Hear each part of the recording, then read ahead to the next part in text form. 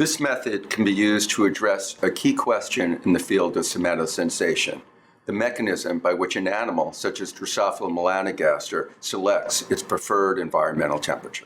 The main advantage of this technique is that it can establish the preferred temperature of the group of larvae in a single assay when confronted with a continuous range of temperatures. In addition to providing insight into temperature preferences of Drosophila larvae, in principle, it can also be adapted for use with other model organisms, such as the worm C. elegans. First, make yeast paste to prepare vials for a cross. Mix yeast granules in distilled water and grind them into a paste with a pestle. Then add a dab of yeast paste close to the inner walls of standard Drosophila vials, just above the surface of the food. To produce the larvae, collect 12 to 35 females and up to half as many males, but not more than 10 males.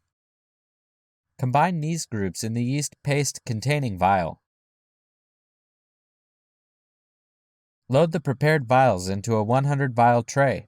Include 20 open vials loaded with water in the tray to provide humidity. Then seal the tray in a clear plastic bag and incubate it at 25 degrees Celsius for 48 hours.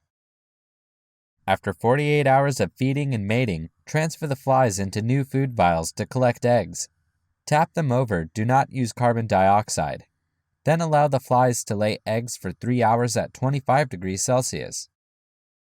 Later, remove the adults and place the vials containing the eggs back into the tray with water vials and close the bag. Then develop the eggs at 25 degrees Celsius.